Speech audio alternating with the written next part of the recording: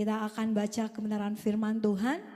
Itu sebab itu kita buka terlebih dahulu Alkitab kita yang terambil dalam Kisah Para Rasul pasalnya yang ke-9.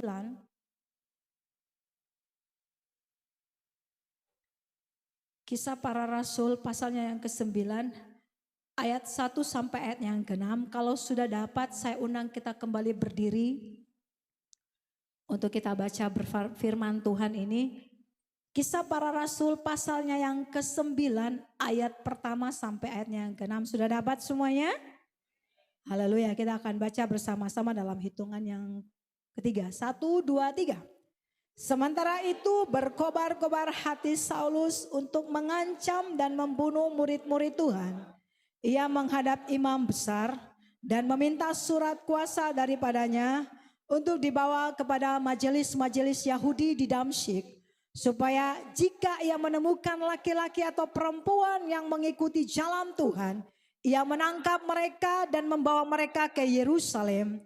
Dalam perjalanannya ke Damsyik, ketika ia sudah dekat kota itu, tiba-tiba cahaya memancar dari langit mengelilingi dia. Ia terbah ke tanah dan kedengaran olehnya suatu suara yang berkata kepadanya, "Saulus, Saulus, mengapakah engkau menganiaya aku?" Jawab Saulus, "Siapakah engkau Tuhan?" Katanya, "Akulah Yesus yang kau aniaya itu. Tetapi bangunlah dan pergilah ke dalam kota. Di sana akan dikatakan kepadamu apa yang harus kau perbuat." Amin. Tapi silakan duduk kembali. Ya saudara, hari ini kita mau belajar saudara. Di sini lembaga Alkitab memberi judul Saulus bertobat saudara. Tetapi Hana memberi judul khotbah Hana, keajaiban Tuhan bekerja melampaui pemahaman manusia. Keajaiban Tuhan bekerja melampaui ya pemahamannya manusia. Kalau kita melihat saudara ya perjalanan kehidupan kita lah dulu saudara ya kan. Janganlah dulu kita lihat orang lain lah. Karena kalau kita lihat orang lain kita banding-bandingkan dengan diri kita jauh berbeda saudara. Tetapi coba kita kembali melihat saudara, sejauh mana pemahaman kita mengenal tentang Yesus, yang mengenal siapa dia Tuhan yang sebenarnya saudara. Sudahkah kita benar-benar mengenal Tuhan yang kita sembah, ataukah kita cuma sekedar tahu saja tentang Yesus? Sekarang kita perlu memperbaiki konsep-konsep pikiran kita tentang pemahaman dan mengenal akan Tuhan. Supaya kenapa saudara? Supaya sekalipun kita tinggal di dalam Tuhan dan bertahun-tahun mengenal siapa Tuhan kita, kita tidak menjadi malu saudara. Menjadi malu karena apa? Karena hidup kita diubahkan oleh Tuhan. Karena pemahaman kita tentang Yesus kita taruh dalam kehidupan kita dan mulai bekerja dalam kehidupan kita, mulai mengubah setiap kehidupan kita. Bukan hanya sekedar kita tahu saudara. Kalau hanya sekedar saudara tahu siapa gembala saudara, tetapi saudara tidak tahu apa yang dia mau dan apa yang dia tidak sukai dan apa yang dia sukai, udah sekedar kenal aja gembala, tetapi saudara tidak kenal sifatnya, saudara tidak tahu apa yang dia mau dan dia tidak mau, saudara bukan domba-domba yang dipelihara saudara. Karena apa? Karena kita tidak kenal siapa gembala kita. Ya, kalau kita kenal gembala kita, saudara kita tahu, oh bunda itu sukanya warnanya ini. Saudara kita akan cari tahu saudara. Ya, sama saudara hari ini kita mau belajar saudara. Keajaiban Tuhan bekerja melampaui pemahaman manusia. Saudara waktu kita mulai bertobat saudara. Mulai kita mengenal Yesus saudara. Yang dulu, yang sebelum kita tahu yang sebenarnya saudara. Dan mulai yang sekarang ini ada perbedaan, benar tidak? Kita jangan cuma mengenal Yesus saudara. Ya Yesus datang sebagai manusia.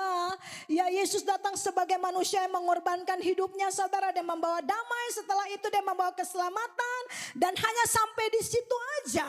Tetapi kita tidak pernah merasakan bahwa kehadirannya Yesus dalam hidup kita. Sebenarnya dia sedang mengubah hidup kita saudara. Kita perlu tahu Yesus hadir di dalam hidup kita untuk apa. Jangan cuma sebagai udah jadi orang Kristen. Capnya Yesus, saudara. Ya kan? Capnya Yesus, capnya anak Tuhan lagi, saudara. Ya kan? Tetapi kita tidak kenal sampai sedalamnya siapa Yesus.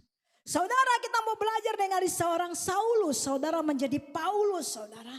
Bagaimana tingkat kejahatan yang dia lakukan, saudara. Dan mulai diubah oleh Tuhan di luar dari nalarnya dirinya sendiri, saudara. Dia merasa dia seorang pembunuh dan pembantai, saudara.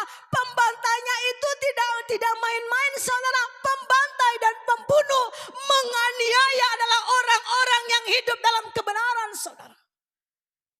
Bukan orang-orang yang hidup di dalam kejahatan, saudara. Ya, tetapi Yesus datang memperkenalkan dirinya kepada seorang pembunuh dan pembantai. Tetapi lihatlah ada perubahan yang sangat luar biasa dalam seorang Saulus, saudara. Bagaimana dengan kita? Sudahkah Yesus datang dalam hidup kita dan sudah adakah perubahan? Ataukah masih begitu-begitu saja? Saudara, kita perlu belajar dan kita perlu bertobat. Kalau hidup kita masih seperti itu aja, saudara, kita perlu melihat diri kita kembali. Jangan melulu lihat orang lain, saudara. Kalau kita selalu melihat orang lain, maka kita akan selalu membanding-bandingkan diri kita dengan mereka. Oh, dia begini, oh dia begitu. Oh, dia kan begini, tapi kita tidak pernah melihat diri kita, kurangnya kita. Bahkan kelebihan yang Tuhan berikan bagi kita pun kita tidak lihat lagi. Tapi yang kita lihat selalu kesalahan orang lain. Ya, akhirnya mulai muncul akar-akar namanya. Ya, akar kepahitan dan mulai akar menghakimi, saudara. Ya. Di sini saudara kita mau belajar, saudara, ada dua hal, saudara. Poin yang pertama, saudara, yaitu misteri karya Tuhan, ya, manusia tak mampu mencapainya. Ya, di balik segala sesuatu yang sedang Tuhan kerjakan, seringkali kita tidak mengerti terlebih dahulu. Tapi kita selalu dengan konsep pikiran kita, kenapa begini, kenapa begitu.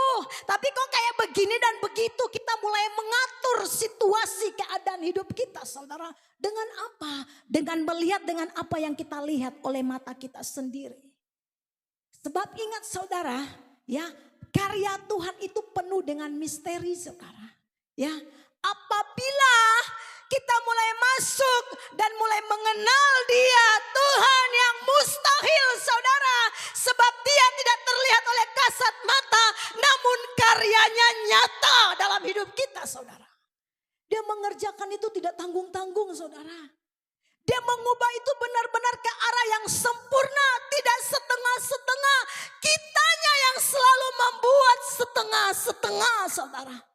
Pada waktu Tuhan mulai memperbaiki hidup kita, tunggu dululah Tuhan. Jangan dululah Tuhan, terlalu kayak begini ya Tuhan. Aku mau tetap laju di dalam Tuhan, tetapi kok ini yang aku alami.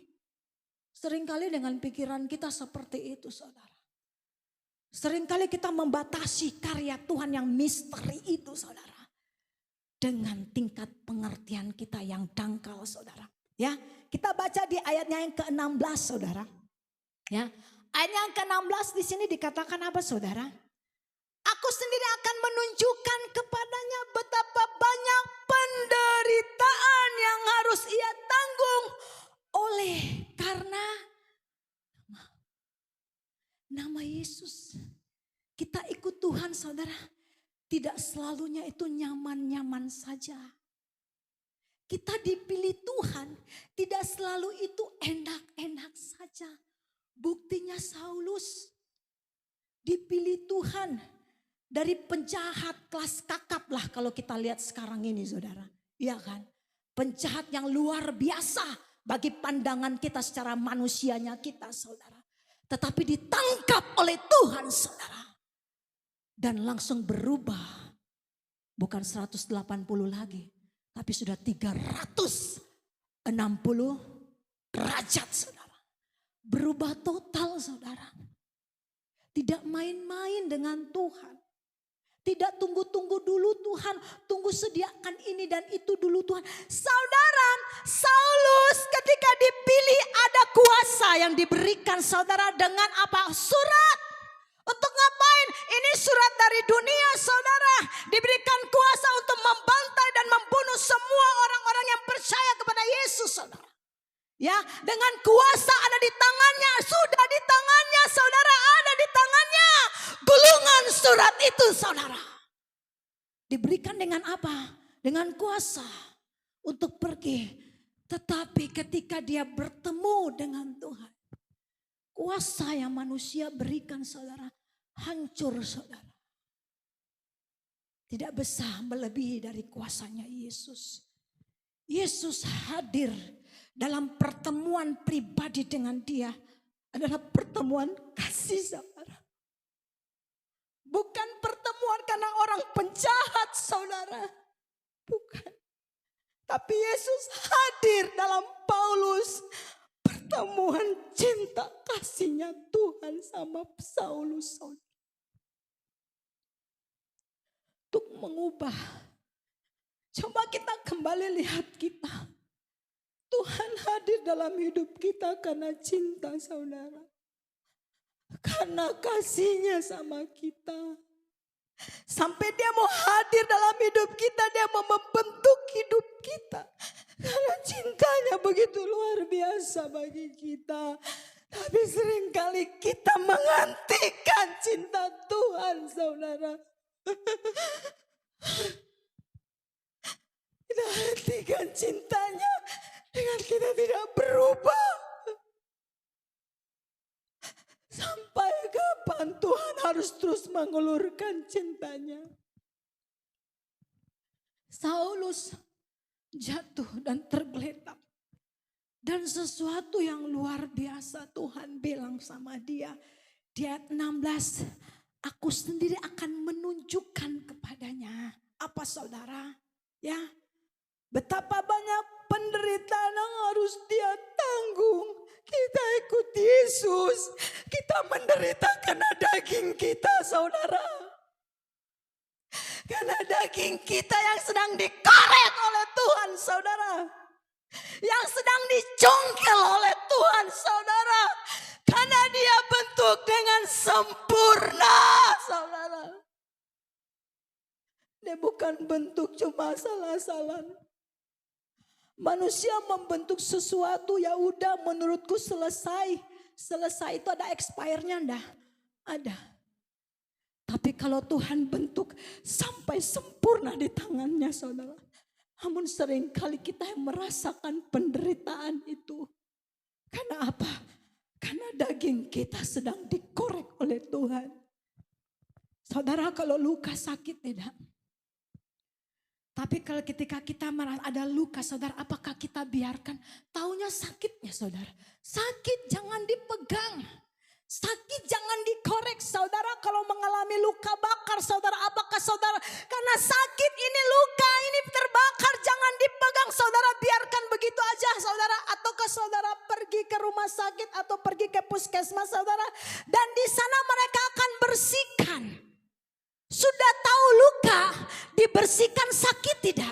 Sakitnya luar biasa sebab kuman-kuman dan bakterinya sedang dikeluarkan saudara. Supaya apa? Tidak terkontaminasi dengan tubuh kita yang lain saudara. Sama iman kita di dalam Tuhan. Mengenal Yesus bukan hanya sekedar mengenal.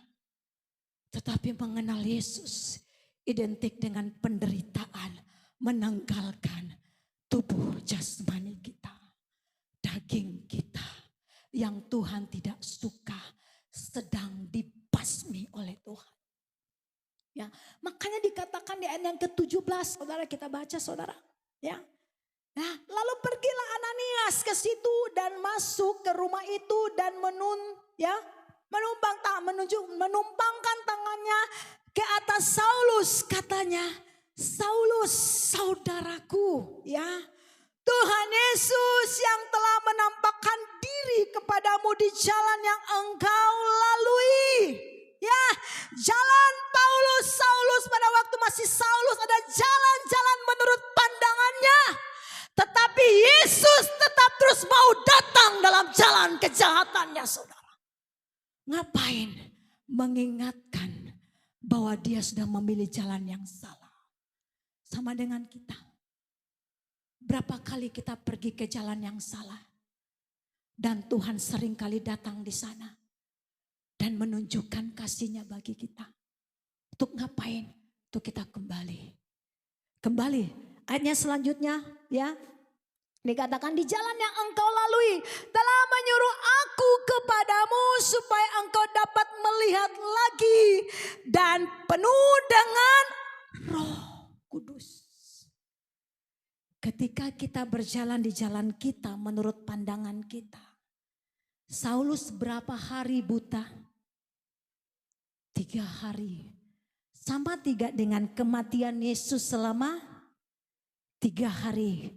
Di dalam maut Yesus turun, minggu lalu Hana sampaikan. Ketika maut Yesus mati, di dalam maut saudara dia turun ke alam maut saudara. Dia berperang 3 hari saudara untuk mengerjakan sesuatu pembebasan. Selama 3 hari juga Saulus buta dan tidak makan apa-apa. Di dalam kebutaan saudara seseorang apakah dia bisa bekerja? Tidak dapat. Di dalam kebutaan, di dalam ketumpulan dan segala sesuatu yang sudah kita tidak bisa lagi kerjakan saudara. Ada satu sosok yang datang yang menemani kita saudara. Alam maut Yesus datang selama 3 hari saudara. Dia turun dalam kegelapan. Sama di dalam kegelapan kita juga Yesus datang saudara. Dia datang dalam kegelapannya Saulus selama 3 hari. Untuk menunjukkan apa? Karena kasih-Nya yang selamatkanku. Menyucikan dan menebus hidupku. Yesus datang menebus hidup Saulus saudara. Kalau mau lihat kejahatannya Saulus, untuk apa lagi dipakai? Sudah tercap kejahatan. Tapi Yesus datang mengubah seperti seorang pemulung. Dia ambil, dia ubahkan Saulus menjadi Paulus. Ada perubahan. Kalau Tuhan pilih dan Tuhan berikan nama yang baru. Jadilah seperti nama yang baru yang Tuhan berikan saudara. Saulus dari Paulus menjadi sesuatu yang baru. Kenapa kita bolak-balik terus dalam kejahatan kita? Tapi tetap Yesus datang dalam kejahatan kita. Untuk menunjukkan kasih-Nya bagi kita saudara. Ayat selanjutnya dikatakan apa saudara? Untuk apa? Untuk dapat melihat kembali dalam kejahatan kita. Seringkali Tuhan mengutus utusan-utusannya untuk mengingatkan kita kembali, untuk membuka mata kita dan melihat cara pandangnya Tuhan. Setelah itu, selanjutnya ayat ini dikatakan apa saudara? Dan penuh dengan Roh Kudus, dia memberikan jaminan saudara. Membawa kepada kesempurnaan. Bukan hanya asal memilih saja, setelah itu tinggalkan, tidak.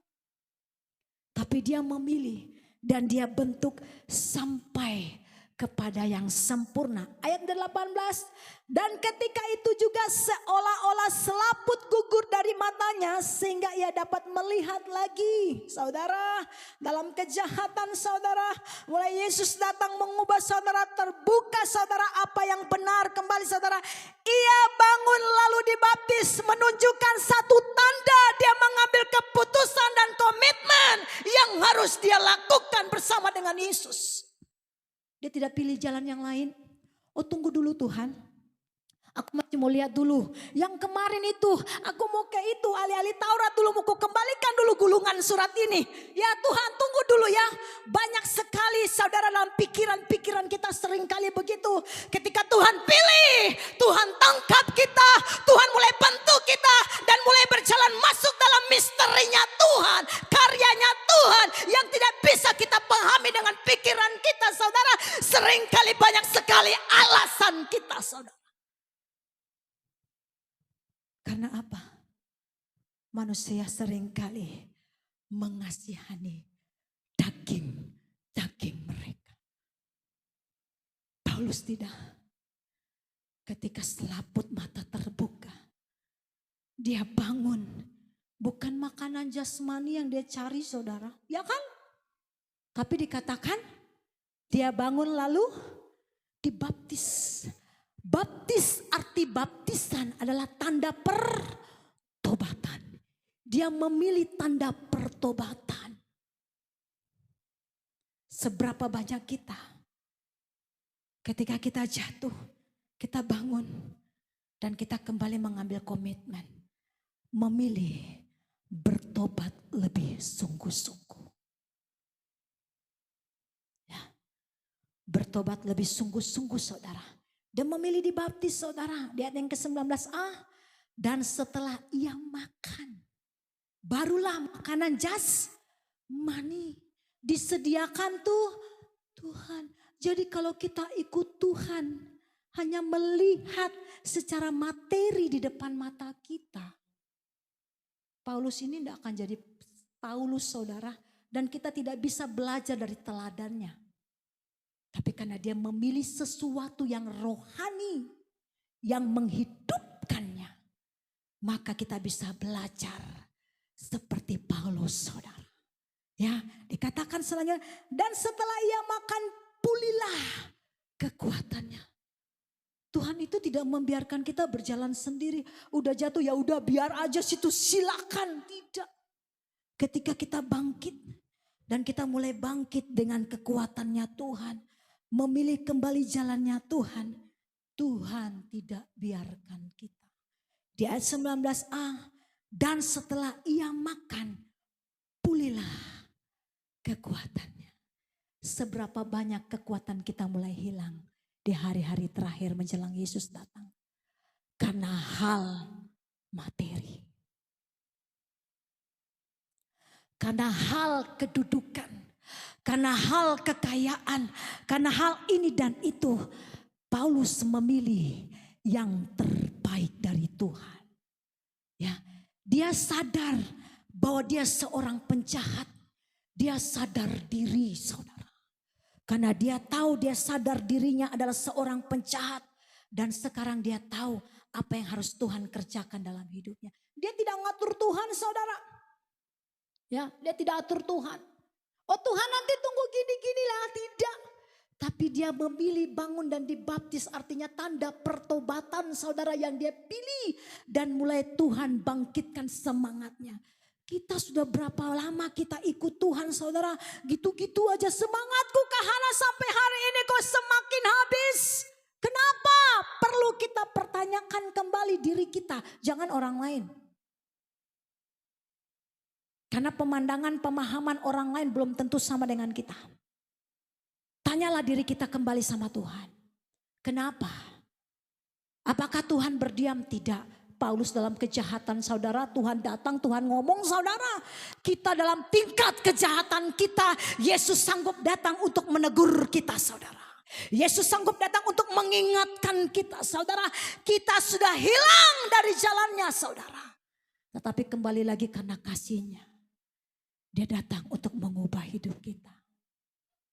Karena kasihnya, dia datang mengingatkan kita bahwa dia mencintai kita. Saudara mari kita buka dalam Amsal pasalnya yang ke-25. Amsal pasalnya yang ke-25.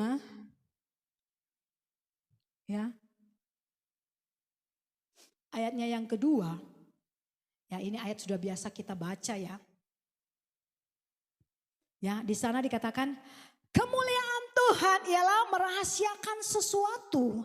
Tetapi kemuliaan raja-raja yang menyelidiki sesuatu. Itu tadi saudara tidak terpahami dengan karyanya Tuhan. Tidak terpahami dengan apa yang sedang Tuhan lakukan.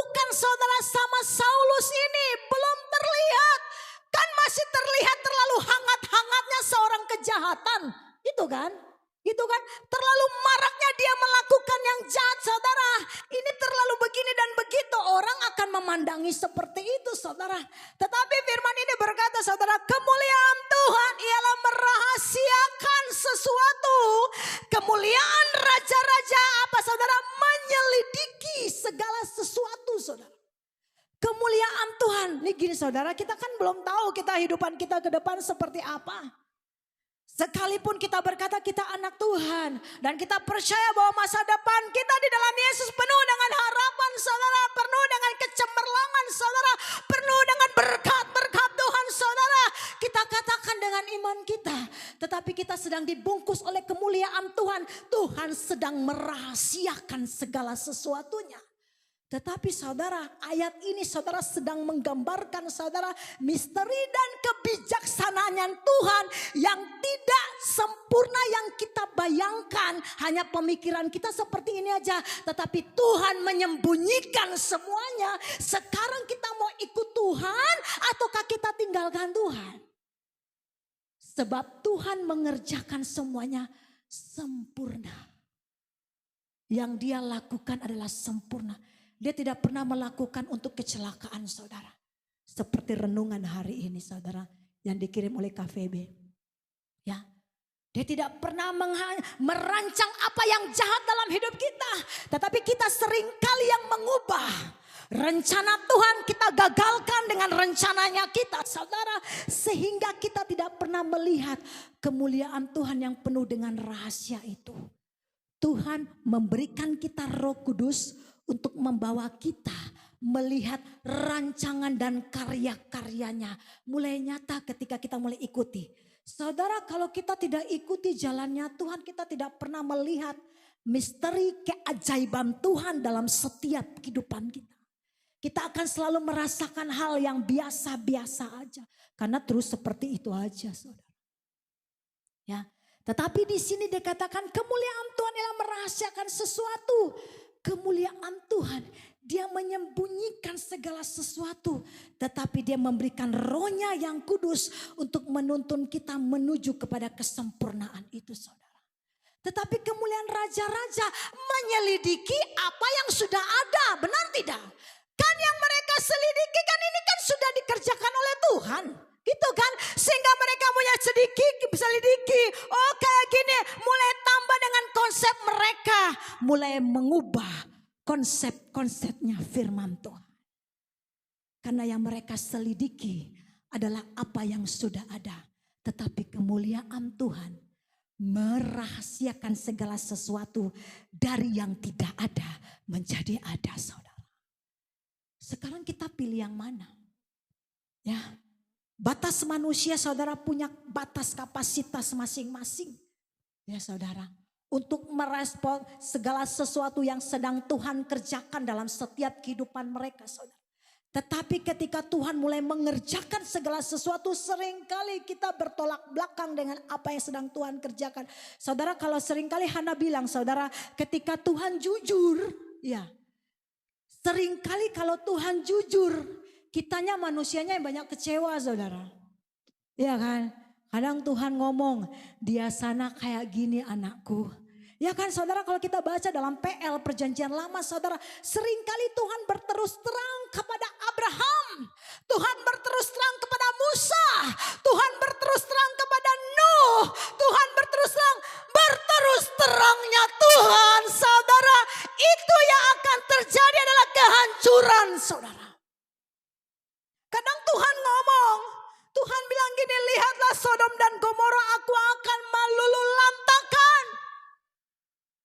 Kalau secara manusia karena melihat keinginan mata, janganlah Tuhan, ya kan? Kok ikut Tuhan kayak gini ya?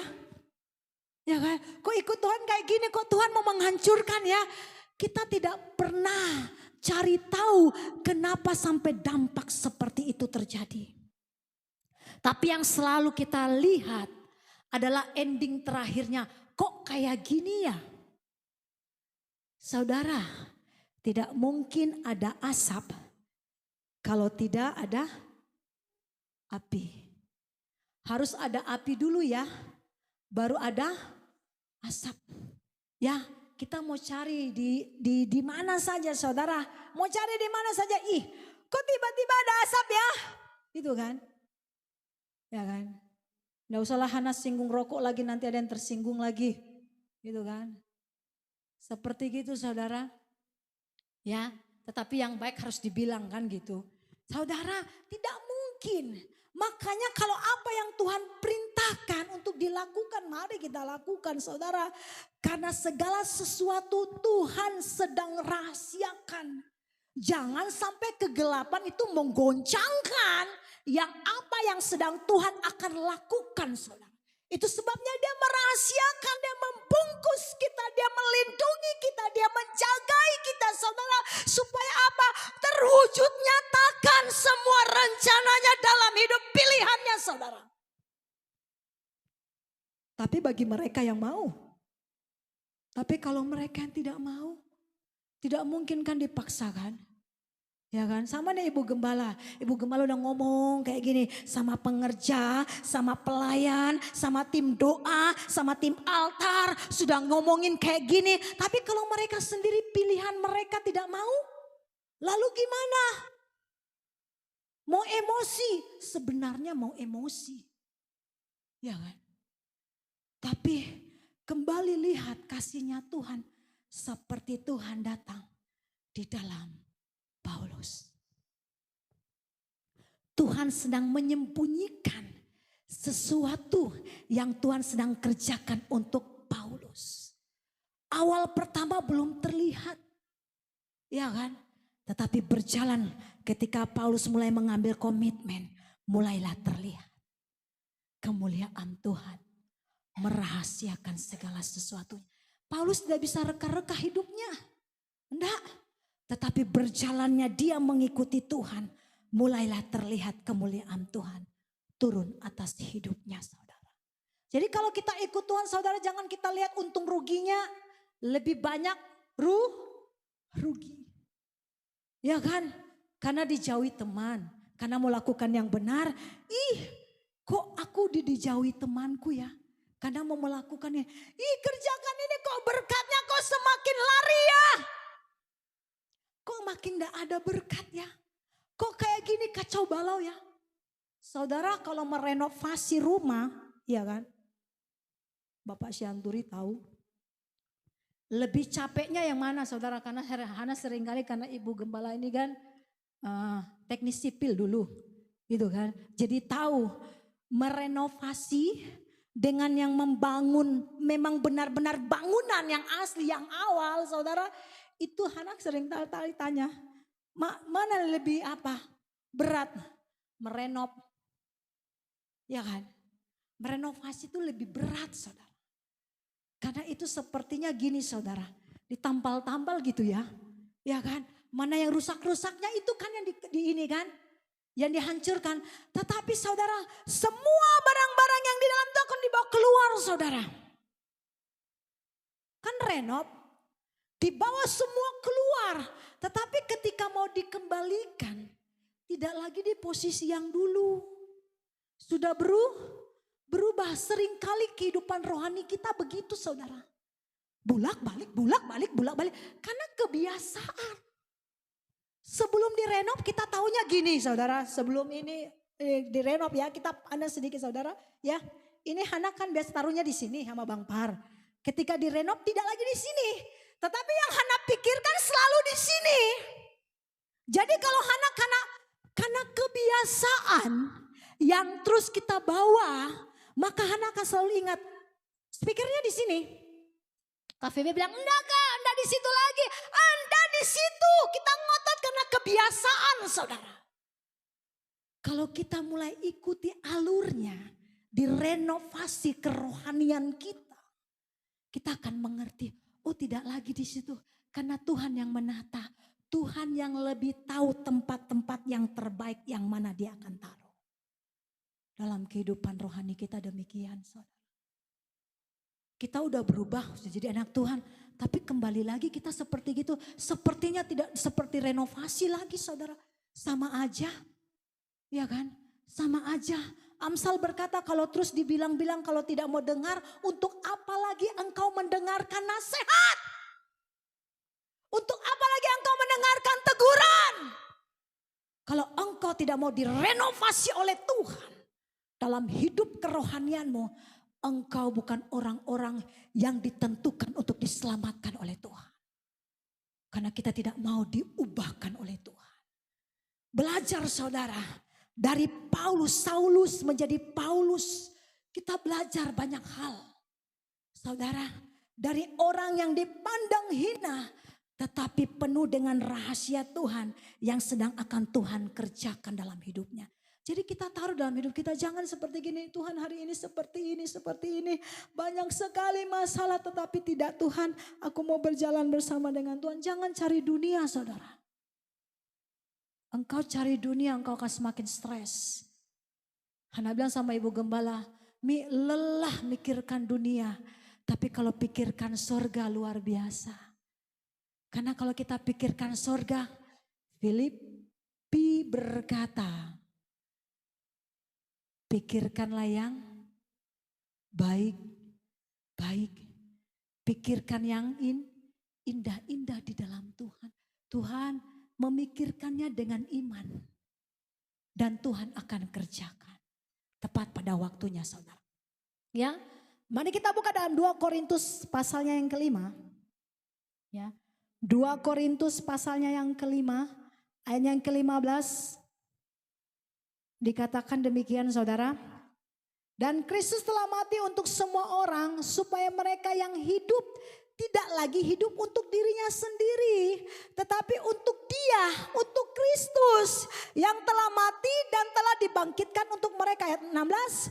Sebab itu kami tidak lagi menilai seorang juga pun menurut ukuran manusia.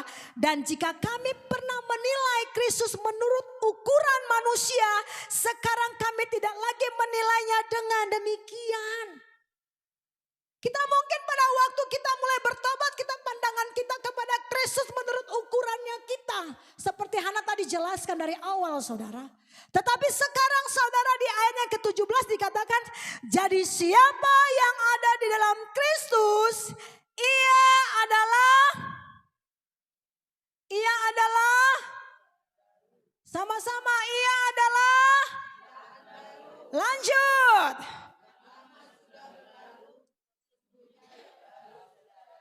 Kenapa kita pikul terus yang lama? Hah? Beban ke Hana? Banyak kali beban. Kan dibilang Kristus sudah mati untuk kita di ayat 15. Ya, supaya mereka yang hidup tidak lagi hidup dalam dirinya sendiri. Tetapi untuk Dia yang telah mati dan telah dibangkitkan untuk mereka. Ingat, Yesus mati untuk kita. Yesus bangkit untuk kita. Lalu kenapa sekarang sudah menjadi ciptaan yang baru? Baru yang Yesus berikan tidak pernah ada, tetapi yang lama selalu ada saudara. Kenapa? Karena kita tidak pernah menjadikan Yesus pernah mati untuk kita. Dan Yesus pernah bangkit untuk kita. Kita taruh di dalam diriku, ya aku hidup ya. Sekarang ini kan masih hidup. Karena masih dalam dunia. Jadi mari pergunakan waktu. Selama masih hidup, gunakan waktu yang ada. Saudara, gunakanlah waktumu untuk dunia. Tapi ingat, ujung hidupmu adalah kebinasaan. Ya, pilihan mana? Pilihan di tangan saudara. Ya, makanya dikatakan di ayat 17. Jadi siapa yang ada di dalam Kristus, saudara? Sekarang pertanyaannya Hana. Siapa yang di dalam Kristus? Hah? Wah, kalau sudah tanya kayak gini, Hana jangan tanya-tanya kayak gitulah. Sekarang, jadi siapa? Kita ditanya. Hari ini kita ditanya Tuhan. Selama ini kita ngomong sama orang lain, oh jadi ciptaan baru, oh yang begini dan begitu, oh haleluya kalau nyanyi puji Tuhan, oh lompat gini. Kita jadi ciptaan yang baru. Sekarang Tuhan tanya kita hari ini. Tuhan tanya pribadi-pribadi kita, siapa yang ada dalam Yesus saudara. Kalau kita sebut namamu. 1, 2, 3. Hana adalah ciptaan baru di dalam Yesus. Ya kan? Amin. Ya kan? Di sini, jadi siapa yang ada dalam Kristus? Ia adalah ciptaan baru. Saya di dalam Yesus. Mulai hari ini, jadilah engkau ciptaan yang baru. Yang lama sudah berlalu. Yang menghambat pertumbuhan iman kita, pangkas. Engkau yang harus mengobati hatimu sendiri. Karena yang keluar, yang terjadi, itu semua dari ungkapan hati kita. Ya, Tuhan membentuk, tapi kita yang harus mengobati sendiri. Kalau hati kita belum terobati saudara, sampai kapanpun Yesus mau bentuk kita tidak akan pernah terbentuk. Karena hati kita tidak berikan melebur dengan Tuhan. Kita tidak berikan kasut kerelaan Tuhan untuk Tuhan bentuk. Kita selalu menolak. Makanya kita seperti gitu. Ya kan? Dulu belum mengenal Tuhan marahnya 5%. Tapi setelah mengenal Tuhan marahnya 100% saudara. Ya haleluya. Kenapa? Karena kita belum ciptaan baru. Dan dikatakan sesungguhnya yang baru sudah datang. Jadi kalau yang baru sudah datang, emangnya kita bawa-bawa itu yang lama satu karung. Tunggu dulu ya, seret dulu ya. Bang Pasca bantu dulu kakak Hanan, seret dulu yang lama ini. Nah gitu. Kita akan songsong yang baru itu datang dengan sukacita. Bukan dengan duka cita. Kita mungkin punya duka cita karena masalah. Tapi karena yang baru sudah datang. Karena jadi ciptaan yang baru. Maka sekalipun di tengah-tengah penderitaan. Sadrak, Mesak, Abednego di dalam keadaan terbakar saudara. Sekelilingnya. Tetapi apa yang mereka kerjakan? Apa yang mereka kerjakan? Nyanyi-nyanyi dalam dapur api saudara. Ya kan? Lalu siapa lagi? Silas dengan? Dengan Paulus waktu di penjara ini penderitaan saudara. Dibelenggu saudara. Tetapi ada pujian. Karena apa? Mereka tahu Yesus yang akan tolong mereka. Meskipun saya susah.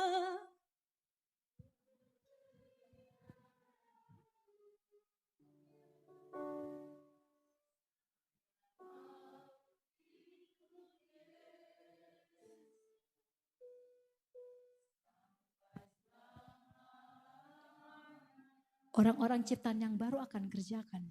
Bukan hanya nyanyi. Nyanyi sebagai ungkapan. Tapi tindakan sebagai perbuatan. Yang akan terjadi dalam hidup mereka.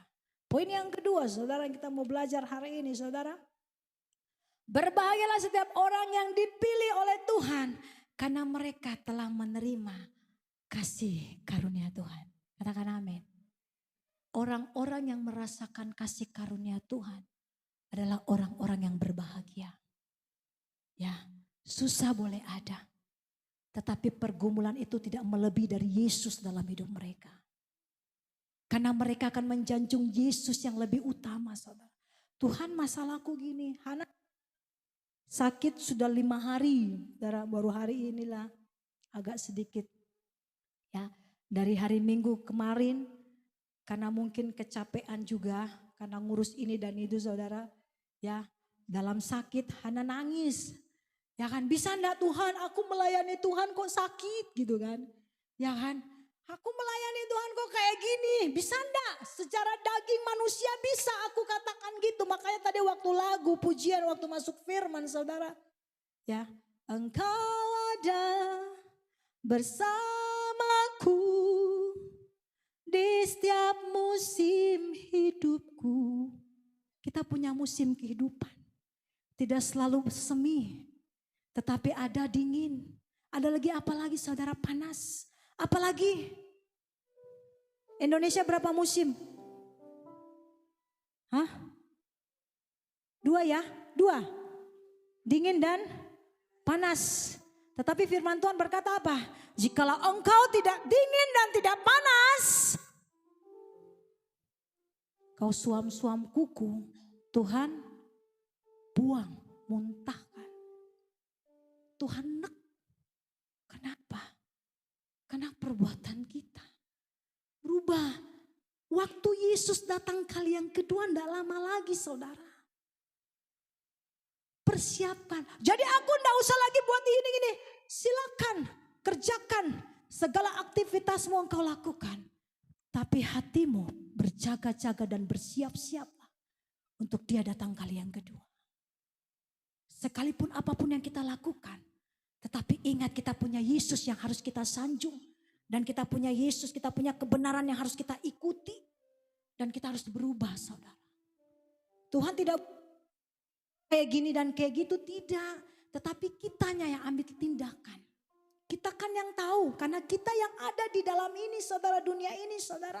Ya, yang harus kita lakukan saudara. Mari kita buka saudara. Dalam Yohanes pasalnya yang ke-14. Poin yang kedua saudara, Yohanes pasalnya yang ke-14. Ayat yang ke-16. Dikatakan, aku akan minta kepada Bapa dan ia akan memberikan kepadamu seorang penolong yang lain. Ya, supaya ia menyertai kamu selama-lamanya. Ini perkataan Yesus saudara. Ya, pada waktu Yesus berbicara kepada para murid. Sebelum dia mati saudara, dia sudah berpesan, aku akan meminta kepada Bapa dan ia akan memberikan kepadamu seorang penolong yang lain.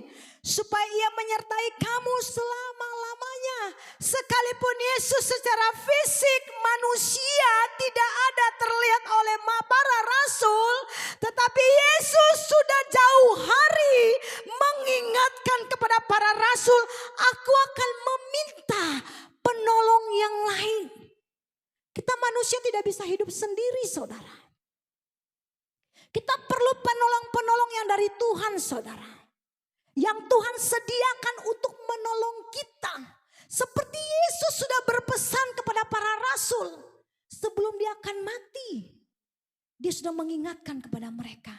Aku akan meminta kepada Bapa. Artinya dia tidak tinggalkan kita berjalan sendiri saudara. Dia tidak biarkan kita melewati lembah kekelaman sendiri saudara. Dia tidak membiarkan kita berjalan dalam penderitaan kita sendiri saudara. Seperti hadirnya dia Yesus sebagai manusia menolong ketika mereka berteriak minta tolong. Demikianlah Roh Kudus yang dia minta kepada Bapa untuk tolong kita saudara. Karena dia sayang kita. Dia mau kita hidup yang baru. Hiduplah yang baru saudara. Caranya gimana? Hubunganmu dengan Tuhan yang akan menentukan hidupmu ke depan. Akan membawa engkau kepada kehidupan yang baru. Jikalau kita terikat erat kuat hubungan kita dengan Tuhan. Kita yang dulu kita tidak akan konsumsi lagi. Tapi kita akan melakukan sesuatu yang baru bersama dengan Tuhan. Ayat 17, yaitu roh kebenaran. Dunia tidak dapat menerima dia. Sebab dunia tidak melihat dia. Dan tidak mengenal dia. Tetapi kamu mengenal dia. Sebab ia menyertai kamu dan akan diam di dalam kamu. Kita orang-orang yang ada Roh Kudus. Yang mengenal Roh Kudus. Kitalah orang-orang yang diubahkan oleh Tuhan. Tuhan akan membawa kita melewati badai masalah apapun. Sebab roh itu menuntun kita kepada seluruh kebenaran. Pada waktu kita harus melompati tembok. Dia akan menguatkan kita melewati saudara. Pada waktu kita melewati samudra raya. Dia akan menguatkan kita untuk melewatinya. Dan dia membiarkan kita berjalan sendiri. Tapi lihatlah, di hari-hari menjelang Yesus datang kali yang kedua. Dunia sedang menghilangkan hadirnya Roh Kudus, saudara. Ketika kita terkonek, terhubung dengan Tuhan, Roh Kudus mulai akan membawa kita dan mulai menerjemahkan apa yang harus kita lakukan untuk Tuhan, untuk diri kita. Tetapi lihat, dunia sedang menghilang dan melenyapkan semuanya. Apa sekarang yang tidak ada? Semuanya ada. Mau cari tentang sejarah kelahiran Yesus, tersedia. Mau cari tentang firman Tuhan begini dan begitu, semuanya tersedia. Tetapi rahasia Tuhan yang Tuhan sembunyikan, yang hanya diketahui oleh Roh Kudus, dunia tidak tahu. Ini yang sedang dunia hentingkan, saudara. Tapi pada waktu kita terkonek, terhubung dengan Roh Kudus, Dia buka isi hatinya bagi kita. Sebab firman Tuhan berkata tidak ada seorang pun yang tahu Yesus datang kali yang kedua. Anak tidak, malaikat tidak. Yang tahu hanya Bapa. Tetapi rohnya yang Dia berikan itu mengingatkan kita. Membuat kita berwaspada, saudara. Dunia sedang melenyapkan, tidak ada lagi Roh Kudus. Tidak perlu lagi Roh Kudus. Karena semuanya sudah tersedia, saudara. Mau cari ini tinggal buka Google. Ya kan? Mau cari ini buka AI. Mau cari ini semuanya sudah ada, benar tidak? Tetapi terkonek dengan Roh Kudus, semua yang di sana dibuka bagi kita. Dan hal-hal yang kedepannya akan terjadi, itu yang disingkapkan bagi kita. Sekarang kita pilih yang mana? Dikatakan, saudara, Dia memberi jaminan akan hadirnya Roh Kudus. Minta Roh Kudus untuk tuntun kita. Supaya hidup kita benar-benar hidup yang baru. Mari kita berdoa.